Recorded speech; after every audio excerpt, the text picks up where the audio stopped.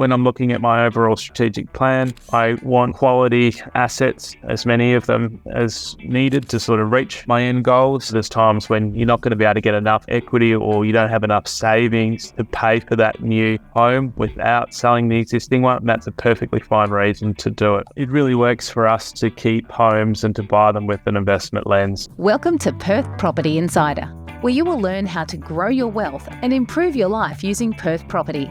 Our show is brought to you by Investors Edge Real Estate, the highly rated and award-winning property management, sales and buyers agency servicing the whole of Perth. Now, here's your host, Jared Mann. G'day and welcome to another episode of Perth Property Insider. I'm your host, Jared Mann, and today I'm going to take you through my inside story of upgrading our family home in Wembley. I'm going to take you inside the process, my thinking, some of the learnings, and why I think it's a great time in the market to consider a home upgrade. So let me jump straight in by explaining a bit about the situation around our current home. So we bought the property in 2021 and it's a fabulous family home in Wembley. So 3.5 years ago, we settled. It's a 4x2 character home on 670 square metre block.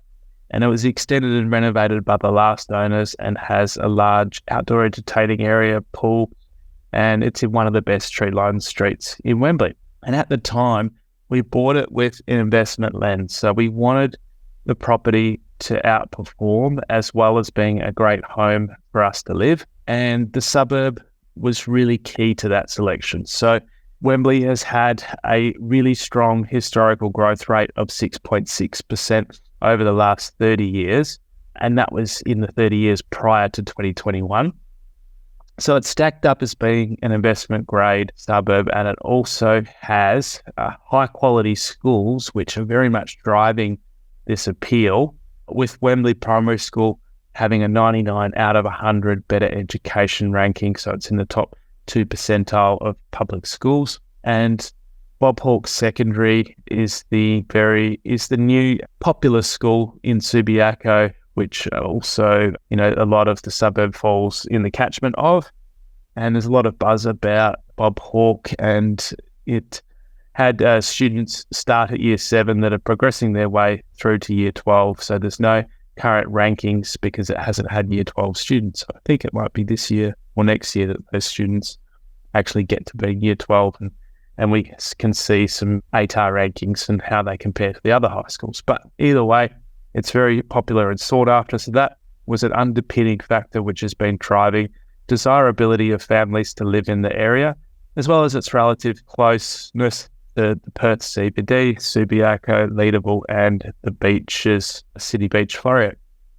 So what's the property that we are in worth now? So we paid 1.7 for it in 2021, March 2021, and my appraisal now has it being worth 2.85 to 2.9, which is a 70% increase or an average of 20% per year over the 3.5 years. So I'm very grateful that we bought when we did and for my suburb selection at the time. So the growth rate may seem impressive, but anyone who's bought at a similar time, especially in the lower end of the Perth market, there's suburbs which have had a similar, if not higher, growth rate over that 3.5 years. So don't think that this is a unicorn. It's been possible to achieve these returns especially at the lower end of the market, because that is what has most aggressively grown so far. And it's worth noting that with Wembley being in the upper part of the market, I believe, with the middle part of the market now starting to grow strongest between 800 and sort of 1.2, it'll then spread to the upper part towards the end of our cycle over the next 2 to 3 years. And by that stage, the growth in Wembley itself will be substantially more. So I expect, while the returns are impressive so far at 70% over the last 3.5 years, if we look at it in another 2 years, that average annual growth rate is going to have continued for a lot longer, and things are going to be even more impressive, if you will.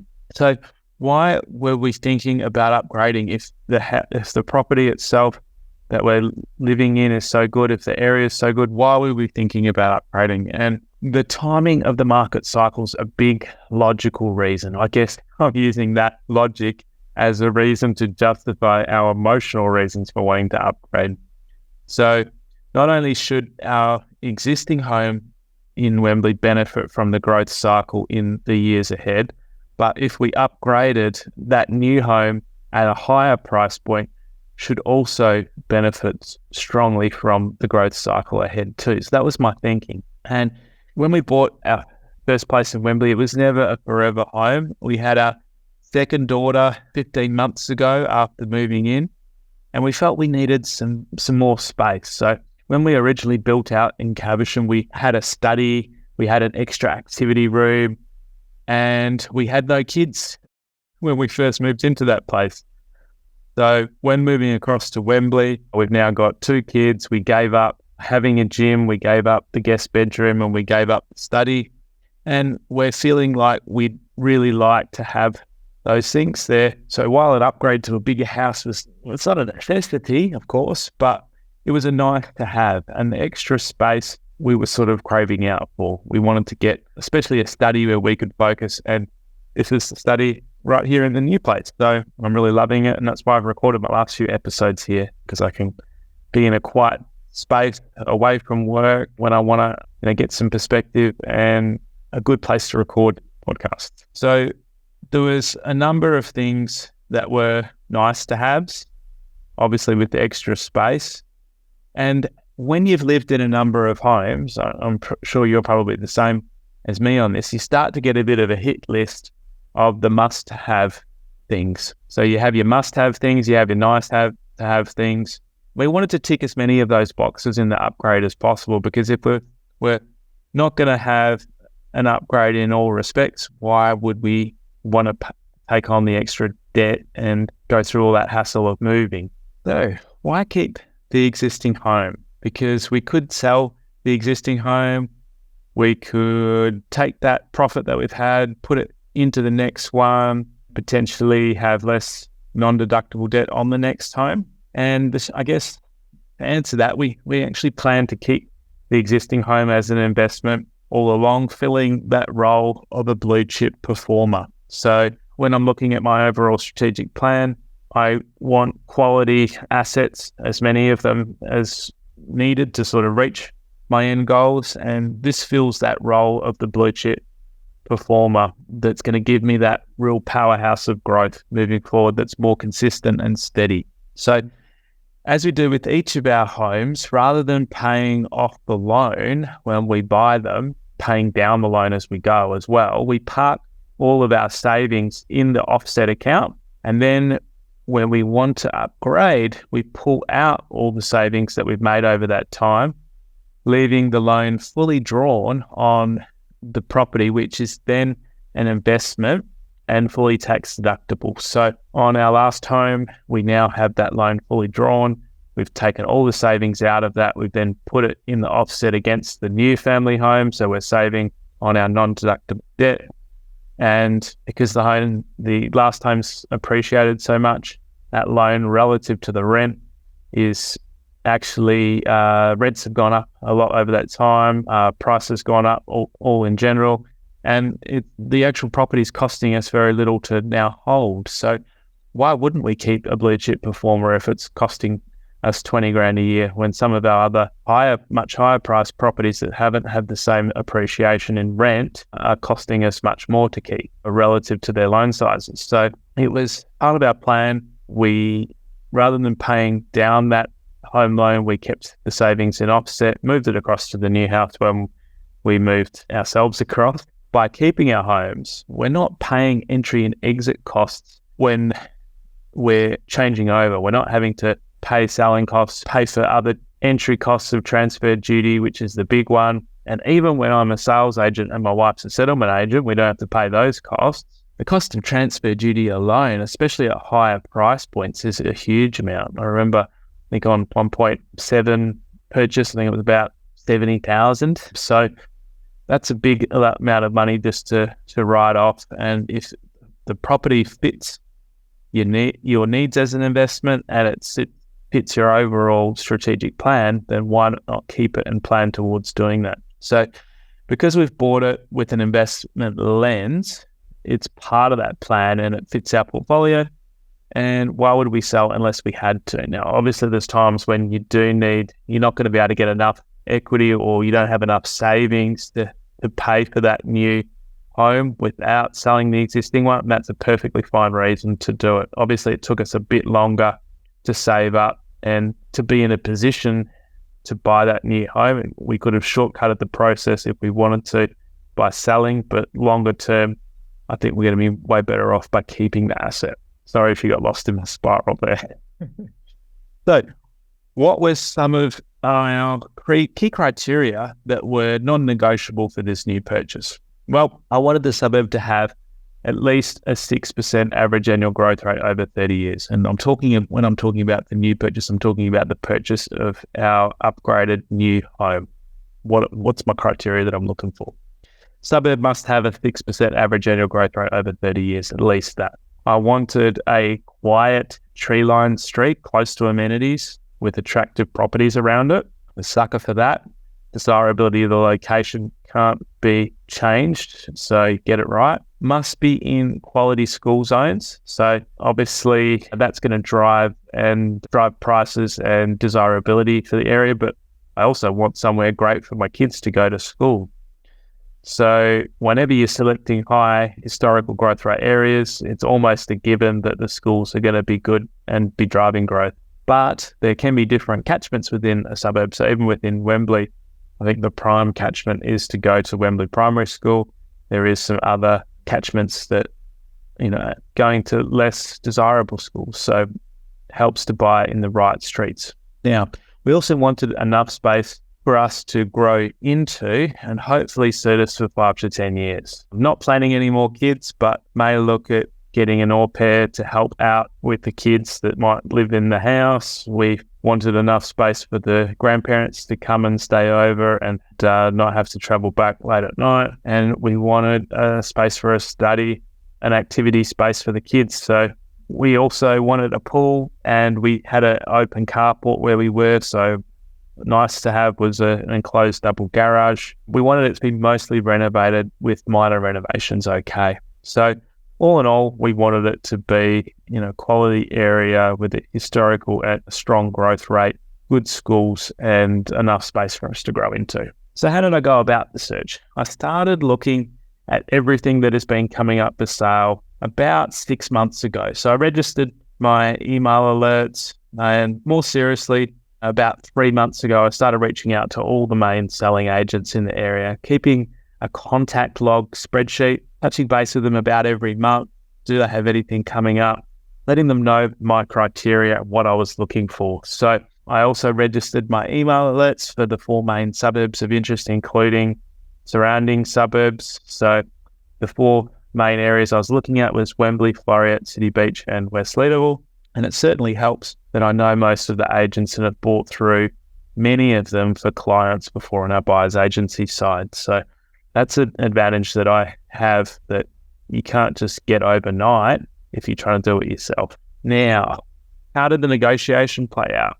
Well, thankfully, this was the first property that came up in the 6 months that fully suited us, that we were looking, all the things that we were looking for. So I certainly had a strong desire to secure it. And sometimes that can be a bit of a trap because I can be impartial when we're negotiating for our sellers or for our buyer's agency clients. But when it comes to your own purchase, I can't help but getting wrapped up in the process and wanting to secure it, especially when this is literally the first property that we've liked in 6 months that's come up. So I knew the agent well, and that gave us a real advantage going into the negotiation. And I always try to either be first in with my offer if the seller's actually ready to make a quick decision, or in this case, they were away and planning on opening the property 3 times regardless of the offers that they received. So this is the agent telling me. So I wanted to then be last in and try to get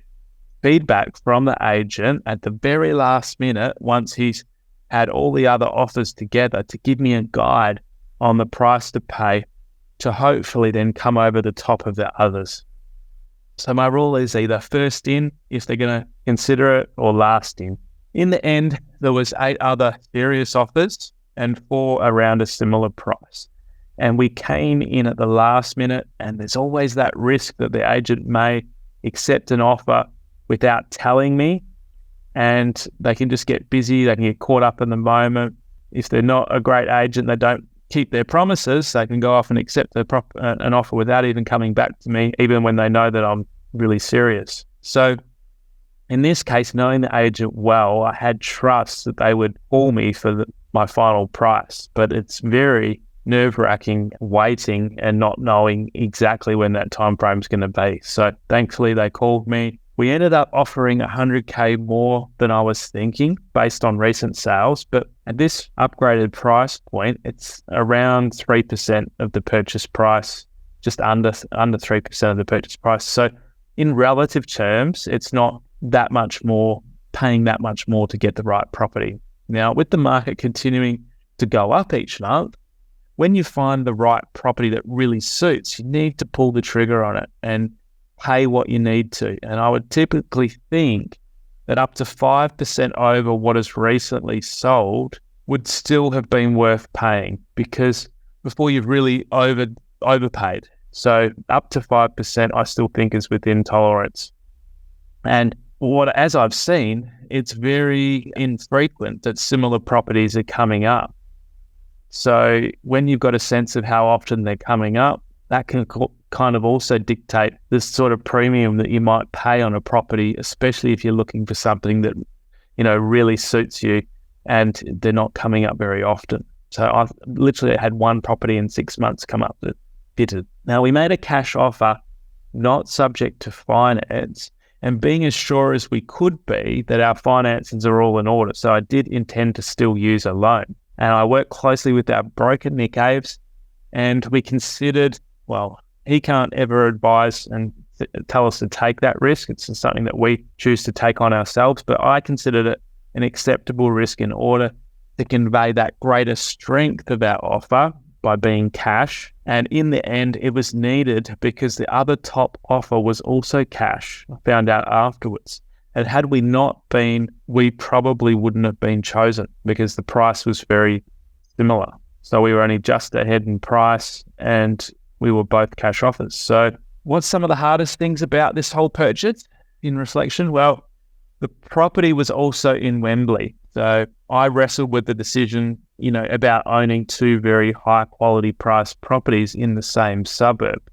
If Wembley goes really well, I'm going to do really well. But if Wembley doesn't go as planned and something happened to the school zones or whatever, then, I've got some high quality eggs in that same basket. And where I landed on my thinking was that it is still a semi-home, not strictly investment. If I was going to go out and just buy purely for investment, I'd look at having a bit more diversity. But as I said, we've been looking for 6 months and this is the first time it's come up that suited. I didn't, I wasn't solely seeking to buy in Wembley. I had other suburbs that I was looking at, as I mentioned, but this is where it came up. My thinking was also that I still had diversity with holding other properties in a variety of locations and 2 properties in other states. So I'm still getting that diversity piece in the overall portfolio. If I only owned 2 properties and they were both in Wembley, then I'd have a lot less diversity and that would, be perceived as being a lot more risky. And I also figured that if I was going to put 2 eggs in one basket, I may as well make it a high quality basket that I'm really confident in. So that's where I came to with my thinking on and wrestling around with that decision to buy 2 in the same suburb. One of the other hardest things was that I far prefer being the selling agent or the buyer's agent and being able to leave my emotions out of the sale. So I always struggle with that when I'm making a purchase myself. And that's why I personally use buyer's agents a lot, especially when buying in other states, because they know the area far better than I ever would. And they can also be independent in that whole purchase as well, keeping me out from paying too much. So I'm a competitive person, and when I make offers, I just want to beat the others and win. And so I need to sort of really take a step back and make sure that the house is really what we want and that I've worked through all the basic diligence. So I just had to try and slow myself down. And I find that really hard especially when, I'm just wanting to compete and make the win. So taking a step back, really helped and helped me work through and make sure all the basic things checked out. So is there any other key takeaways from the whole process? I got into the headspace, as I've done in the past, that I would rather pay extra to secure the right property, especially when missing out would likely mean having to wait 3 to 6 months for another one to come up. And at the rate that the market's moving, if I miss out on this one, there's a new price point established. I'm going to have to pay more next time. I'm going to have to wait longer, which is going to move the market up too. And so that's why I don't mind paying the extra when the right property comes up. And we do tell our clients this, and it has to be case by case, and you still need to make sure that you're not overpaying, but paying the extra at the right time in the right area for the right property is well worth doing. So other key takeaways was I was comforted by the stage of the cycle that we're in, and that it's a great time to upgrade with more growth expected. So think about if you're in the lower end of the market now, you would have seen growth on your lower end properties that's been in excess of most middle and upper end suburbs. So why not consider taking that profit, that growth, that equity, seeing if you can keep your property. If you can't, now is a great time to consider selling that, moving into the middle or upper end of the market and getting growth in that segment of the market too. And you could almost leapfrog your way along, move into the middle end of the market for a couple of years. Hopefully the cycle continues beyond that, and you can potentially upgrade into the upper end of the market before the cycle finishes too.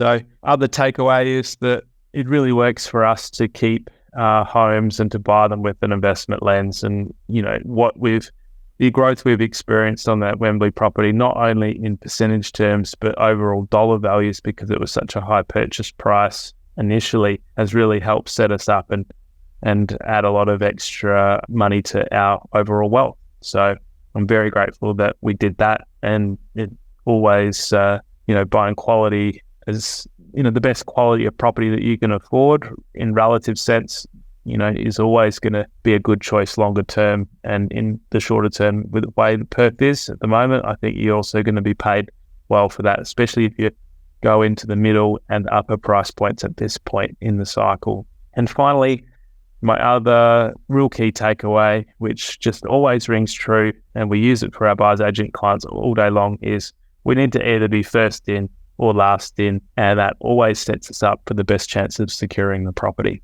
So hopefully you've gotten something out of me taking you through this whole process. If you have, give us a rating or a review or share it with your friends. Really appreciate you tuning in, and I'll catch you on the next one. Bye. Just a reminder, the information discussed in this podcast is general in nature. As we don't know your specific situation, you should always seek professional advice before taking any action. For free market reports on your suburbs of interest and other helpful resources to grow your wealth, make sure you join my property investor update at investorsedge.com.au/join. And finally, make sure you're a member of our Perth Property Investment Facebook group to be part of the conversation with other like-minded investors, get help to your questions, and get a feel for what's going on out there in the market. I'll see you in the group.